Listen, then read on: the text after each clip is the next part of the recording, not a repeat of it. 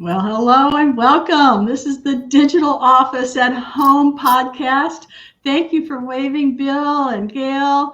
Hi, it is so happy. I am very happy to be here and to see your smiling faces. This makes me very happy. We love smiling. Yes. Oh, fantastic. Yes. So a lot of people are like, digital office at home. What in the world is that? And what are we going to talk about on this podcast? And I love what Gail comes up with. And she's like, you didn't say these exact words, but this is what I thought of when you were answering. We want you to be you. Just be you.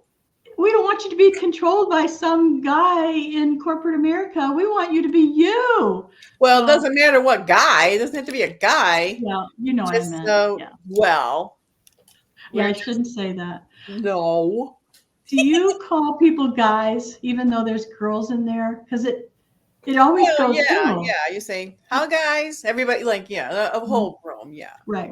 You're beautiful. Yeah. But the CEOs in this world can be, just anybody. They're not us, and we want their money. So we have to chart our own courses. I love that. So I got the question this morning. How do I know Bill? Have we networked together? That type of thing. He lives way up north, near you, Gail, somewhere Really? where it's cold. Yes. In what state? I'm in the Syracuse, New York area. Shut up! I'm Rochester. Oh, you're just down the road. And my niece is at Syracuse University, her first year. Then you know why I'm wearing a jacket today. Well, the colors in your background are all Syracuse. Oh. Yeah.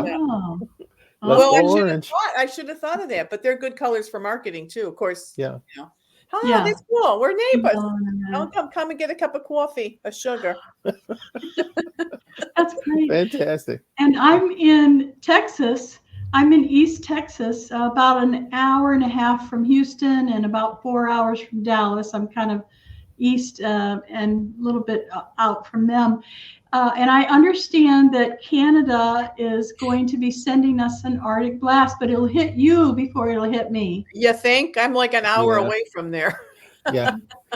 Canada's just a short trip across the border. Yeah, we're about an hour from Niagara Falls, Canada. Yeah, that's beautiful in the summertime. I wouldn't want to go in the winter. Oh, don't never come in the winter. Don't want to do that. Yeah. It's like going to Texas in the summertime. In fact, that's how we met, Marian, in 2015, in Fort Worth at the podcast movement. Wow. What movement? The Podcast Movement Conference. Oh, wow. That long ago? They had podcasts then? Yeah, we took soup cans and string with the wires. And it got really complicated if you got more than one viewer, though. But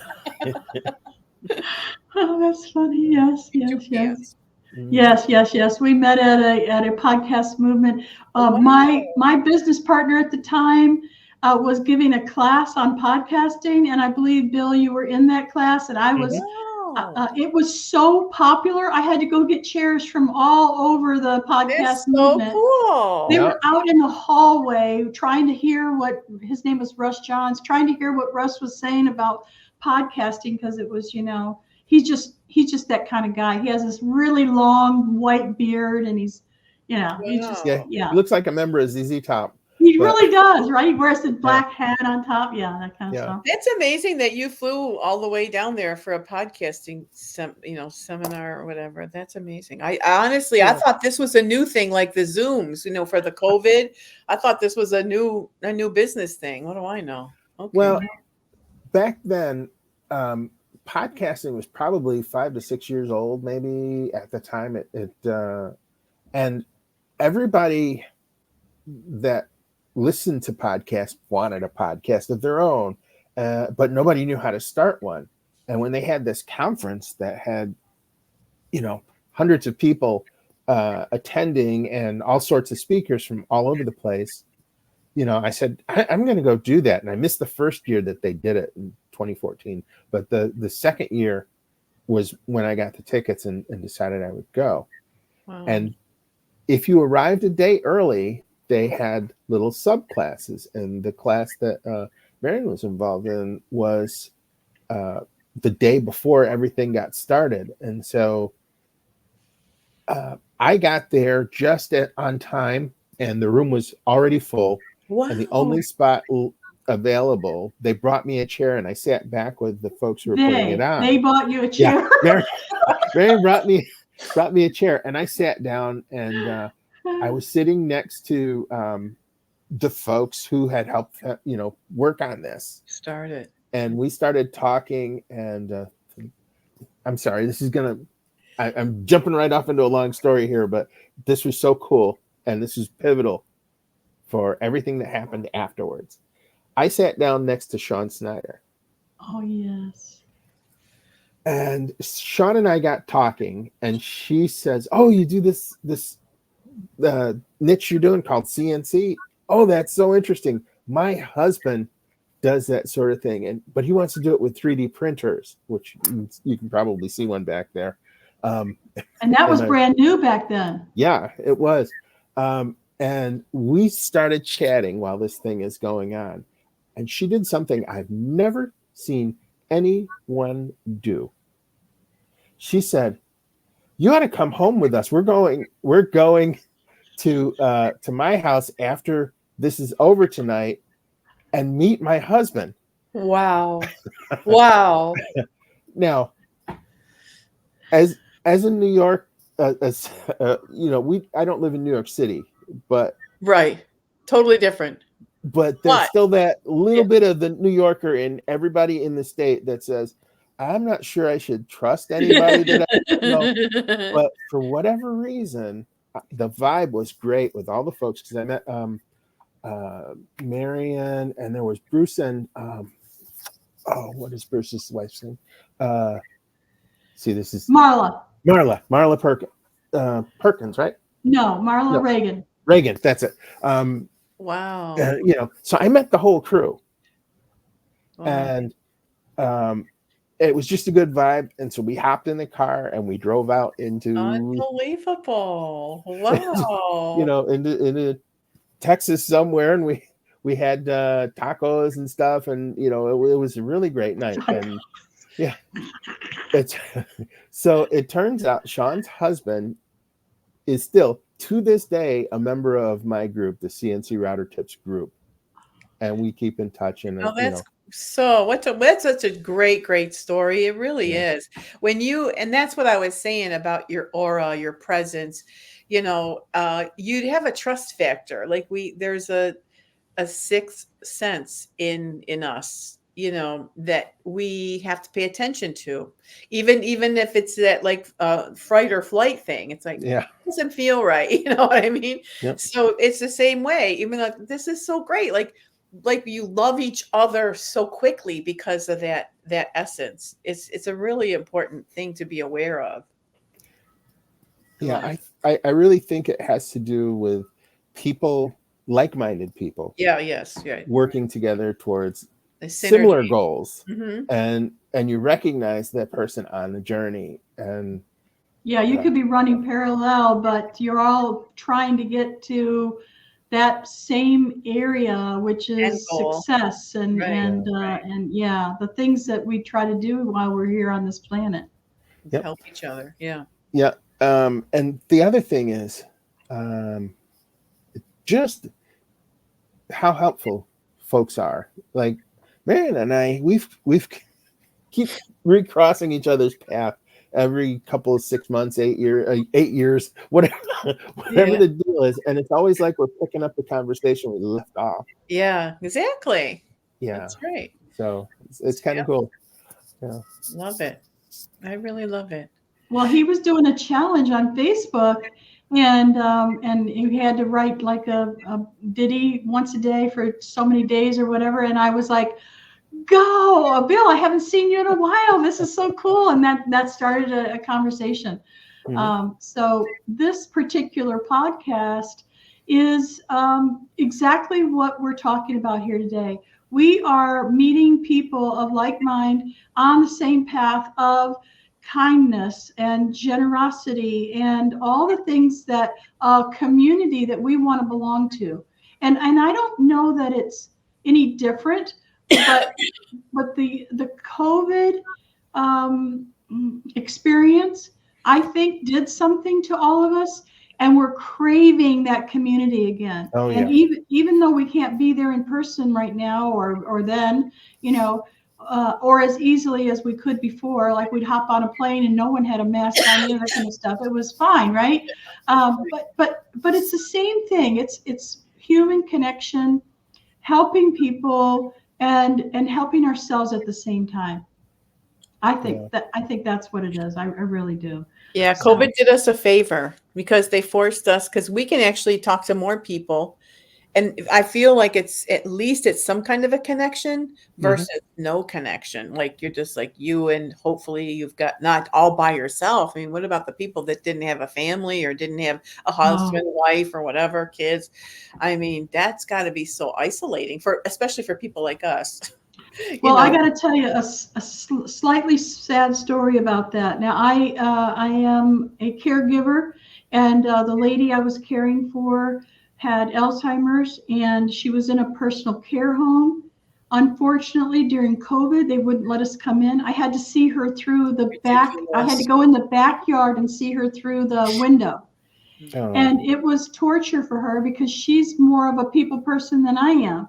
And it was torture for me. And so they finally lifted the so we could hear each other, but we were talking on the phone and seeing each other. It was so sad. It was just so sad, the disconnect that we were all feeling, especially with something like that. It was really tough on many people. I hope they never, ever do that to that extent again. Yeah, I agree. I mean, it's this, to me, that was going above and beyond crazy, but I had a friend that I used to design model airplanes with. You can see the airplanes back there and things like that. And we used to design over the phone. He lives in Connecticut. I live here, and he's an older gentleman. And he, his wife passed away, and he ended up moving to a assisted living community. And because of COVID, I couldn't visit. I couldn't, physically go and see him. And I know he was getting lonelier and lonelier as things were going on. And, it was just heartbreaking. Yes, torture.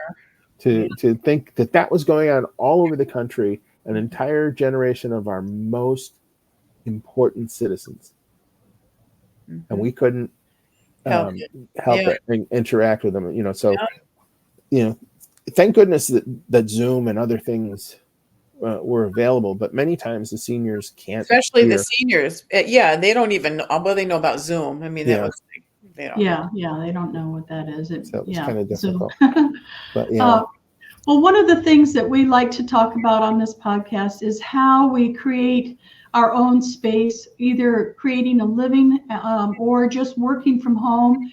And it could be volunteers. It could be, that you are making an income. It doesn't matter. We really want to help people feel that community. So both Gail and I are leaders in our community, and we it's heart-centered.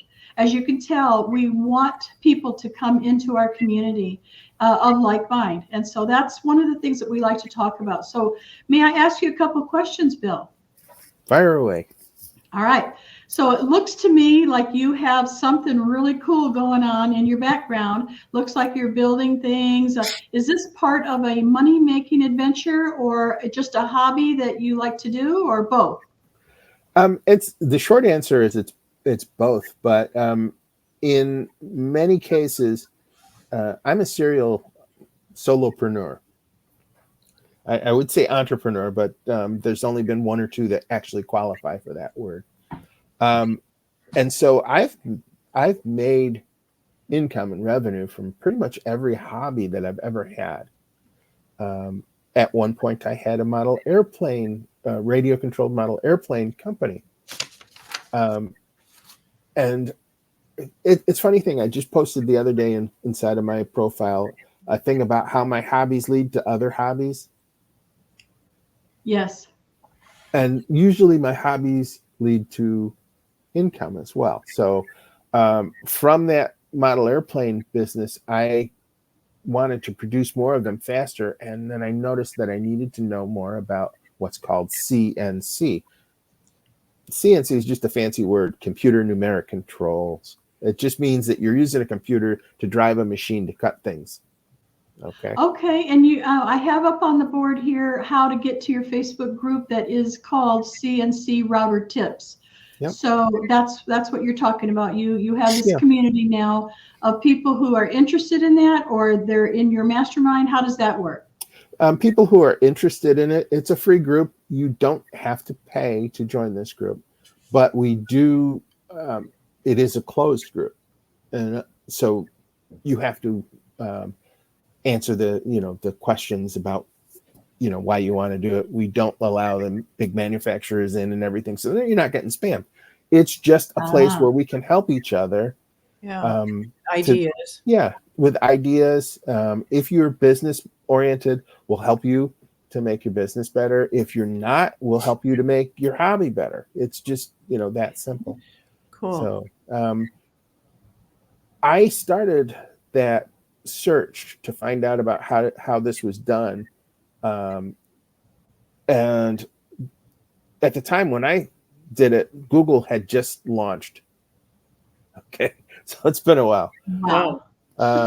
And I spent time. I was in a day job where I had to sit and be awake and alert through the midnight.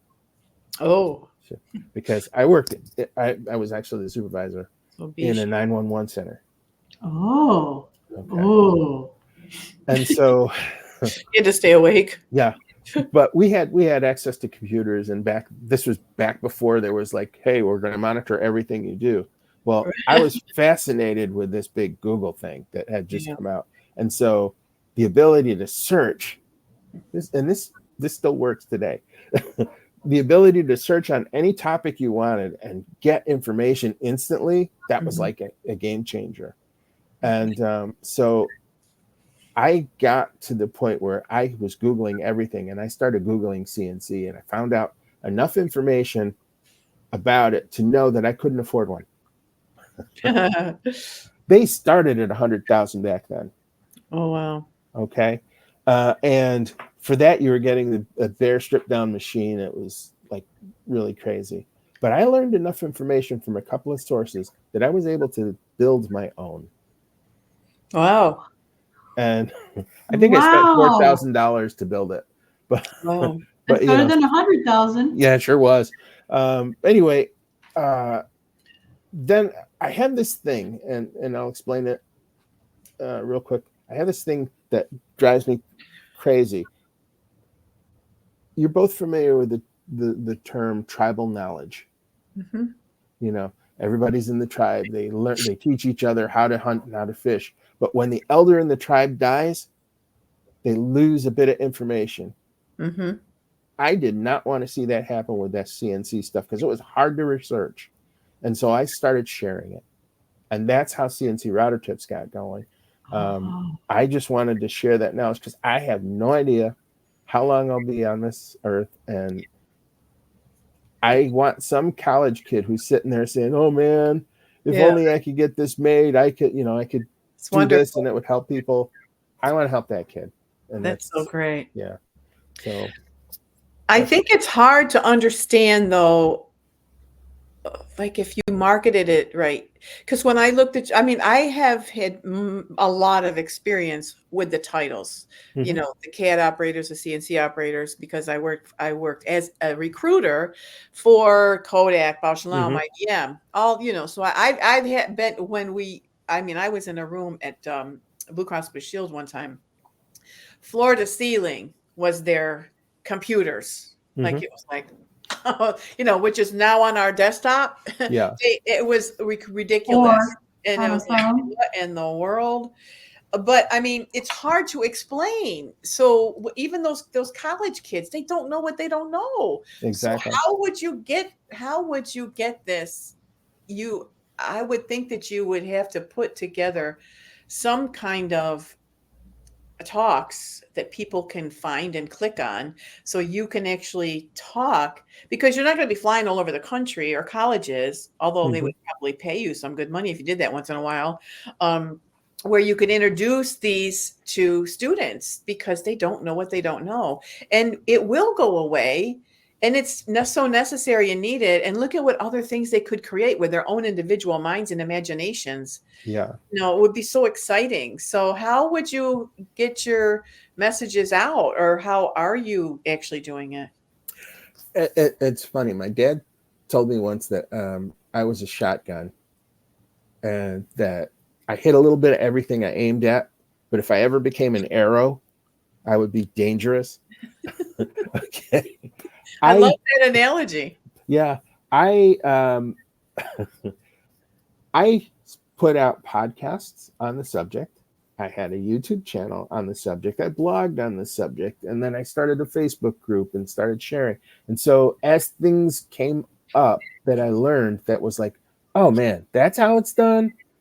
Why was it so hard before? Yeah. I would just go and I'd put out content about it, and people began to find the content. And that led to some really great opportunities over time. I'm thinking products. Like so you said that person created something with your 3D model there. Oh, we were talking about that little thing there, and you created that. So if you were to talk about a product, like how would you like to make this yourself? Like a picture, because I think the CNC and the CAD, nobody says it's usually CAD. They don't usually say CAD. So CAD operators, if you just say that, then they're already lost. So there's kind of like scroll through, check, because it's so easy for us to just go on to something else. If it was an actual something they could see, like how would you like to have this on your desk, or to sell this? Like at Etsy, you could say, how would you like to do this? And, Oh, we could talk about the marketing on Etsy. That's pretty cool too. But what I did, there are projects that people sell on Etsy. Let's stick with Etsy for a second. Okay. And they're seasonal. We just passed the biggest retail phase of the year. Yeah. The third quarter, or the fourth quarter, excuse me, where everything was sold. But if you don't have that stuff ready to go to sell it, then you're going to miss the boat. Yeah. But one of the things that folks were making were serving trays. Charcuterie boards, serving trays, that sort of thing. And I wanted to make one, and I got the wood and everything. Everything was really nice, and I laid it out, and I said, okay, now how do I design this? Now, I'm also a reseller of the software that most people use to run the machines. Okay. It's another story, but we're not going to get into it today. Okay. That's cool. And they give some great examples of projects in their software. But this was a particular niche. And I said, you know what? I'm going to show people how to make these serving platters, because they can sell them for fantastic, $100 or $40, depending on their size, the size or whatever. But they can sell them, and ladies are predominantly the purchasers of all things made of wood in a household. Husbands don't get the chance to decorate. We don't get the chance because let's face it, we're working, and most of us would really suck at it. So thankfully, the ladies have the eye for design and the eye for what's going to look good in the house. And so I said to guys, you're marketing to the wrong people if you're doing deer skin deers and antlers and you shouldn't be on Etsy. Yeah. What you need is that serving tray for when your folks come over, and you want to have something nice but not crazy. But impressive. Yeah, but impressive. Unique. Yeah. So I showed them how to design the serving tray, and I created a template where they could just input a few changes and customize it. Yeah. And so the shape didn't matter, because the settings I gave them would allow them to. This is fascinating to me. Bill, I have to interrupt. Please Please Sure. remember where you are in the story, because I can't stop thinking about this. Now, the people that are in your Facebook group and that you coach or whatever you do, did they make their own, or did they buy this $100,000 thing? Well, remember I said Google had just started back then. Like everything, technology gets cheaper and cheaper over time. Oh, okay. Okay, that makes So sense. Yeah. many of them initially were building their own machines. And now many of them are buying machines, because now you can get a decent machine for about what I built mine for. Oh, okay. So, the Okay. future rushed forward. But yeah. Thank you, because that kept coming up and I just couldn't let it go. So I'm Yeah. sorry to interrupt, But but it I is thought, fascinating. The thing about your product, Bill, your product is in your head, but anybody can do anything. If you Yes. can think it or dream it, you can make it. Yeah. I mean, that's right, crazy. yeah. And Yeah. it's true. It's so true. It's not just a thing to say. Yeah. So, man, you are so marketable, and I just think you got to. Oh boy. Okay, so I have another question. How many of the people that are in your group or that you mentor or coach, how many of them are male, female? What's the difference there? It is about, if I'm being honest, probably about 90-10. 90% male, 10% women. The women are that are in the group are amazing. And I suspect that there's probably another 20% of women out there who do crafting and are looking now at these machines. There is no barrier, Right. physically, Right. from a male to a female when it comes to using a CNC machine, It because just sounds yeah. male. So mechanical. That's exactly what I'm CNC, saying. So yeah. to say CNC or CAD, it sounds masculine. Like it you does. have to go in a factory and you have to do this. So Yeah, it yeah. has to come back to our current world. And Mhm. that's why we were talking, we had a podcast with Carrie Handley, who is, I don't know if you know her through Marian, but she's a marketing genius. She's Mhm. been 25 years. She's just had her anniversary for her business, but she's got a little doll of herself, a little caricature. That's right. You were And talking about I said introducing to me her, to. you need to find like a 3D printer guy or girl, Mhm. person who can create Gotcha. that for you. And she goes, oh, what a great idea. So, I mean, that's the kind of thing that is very specialized. And how many are you going to do? I mean, Yeah. but I mean, I just see my brain is like crazy because I love all these ideas, and I'm an idea person myself. I try to help people, just like I did Carrie. I said, you got to find somebody, that can help you create, because she can create those now for other people because she's a marketing person. She helps people with their marketing. So, or, create a bobble doll or something. I don't know. Mm-hmm. But something, because I like to put things on people's desks so that, like, if I'm doing a motivational talk, I will do a giveaway at the end of the talk that helps remind them of what I said, because people only remember a nugget of what you said. Yes. That's why my business is called Powerfully Influencing Using Nuggets of Knowledge, which is actually PINK. It's an acronym for PINK, but it's nuggets of knowledge, because over the years they'll say, oh, like, Bill, you taught me this, or you taught me that. And it's like, oh, cool. Okay. You don't remember that you taught that, but that's great. And that's what that's what we're doing. But you are amazing. Your brain is like, oh boy. And I have run it across the screen here, how you can get her book, $1 Million Personality. And it's either free if you want a Kindle, or you can purchase it. Yeah, you can purchase it on Amazon, either way. And as you can tell, she does have $1 million personality. I love having her. It's not about my personality. No, I know. I was going to tell him that.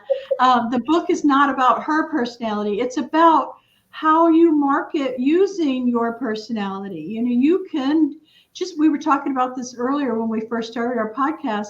You have an energy about you that people are attracted to or repelled against. Well, hopefully we don't have too many of those.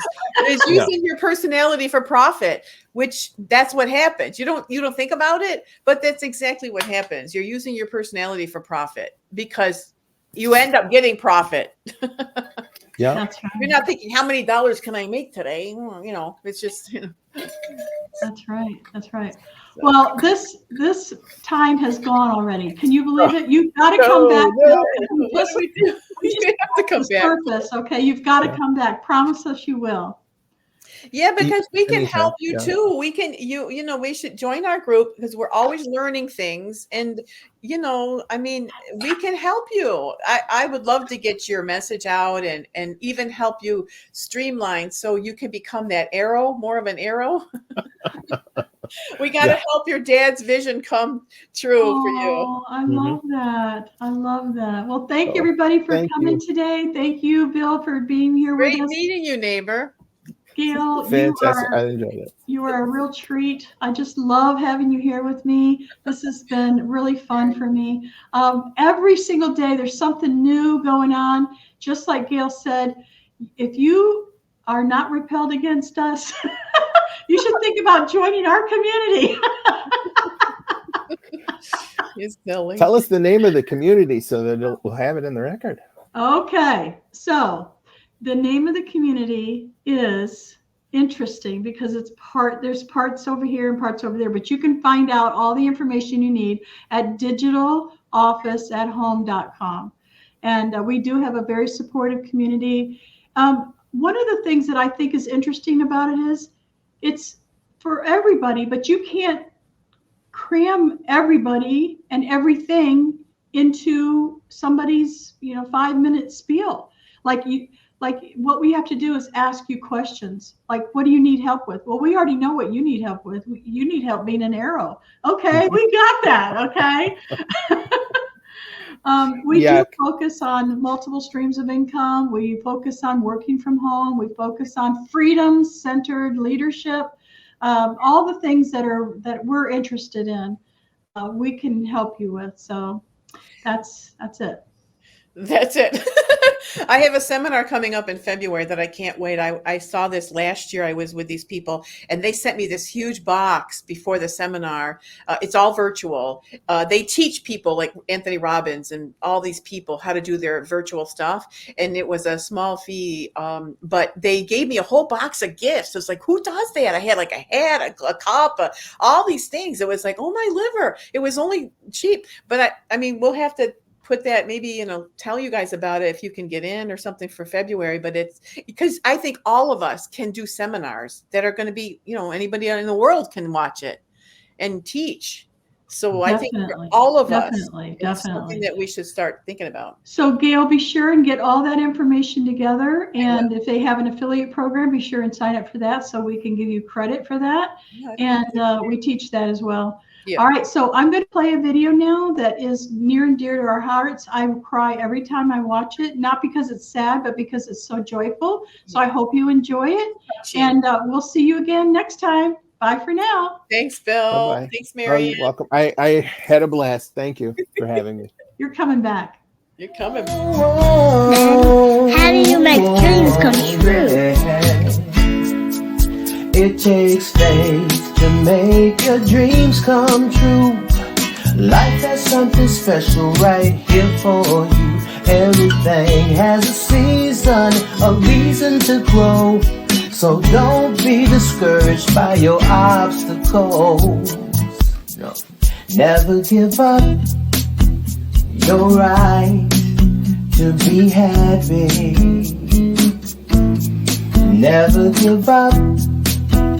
Be all you are meant to be.